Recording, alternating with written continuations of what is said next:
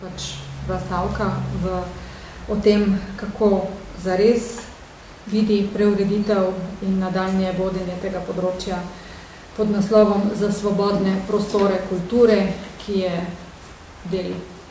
programa stranke, je spremembe na tem področju gotovo bi bile gotovo v popolnem nasprotju s Prodnikovim zakonskim predlogom, ki je, hvala Bogu, neslavno propadel in ki prinaša popolno razsutje obstoječih institucij, državno produkcijo in državno podržavljenje filma. Ampak bo temeljno vodilo ne rušenje, temveč dograjevanje sistema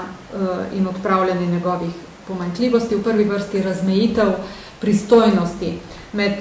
izvršilno oblastjo in skladom, tako da bo izvršna oblast oziroma država zagotavljala pogoje za delovanje sistema, vsa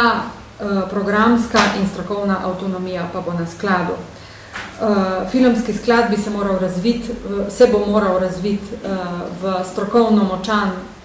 center, ki bo razvijal in ki bo sposoben razvijati podporno infrastrukturo in podporno okolje za producente in jih usposobiti, da se bodo sami postavili na lastne noge in pač nastopali na trgu, ja, se poslovno okrepili za nastopanje na trgu. In še v eno smer bi delovali, in sicer v iskanje novih davčnih virov in spodbud za zasebno vlaganje v filmske projekte. Vsekakor pa bo osnovno vodilo vse institucionalne spremembe uvajati samo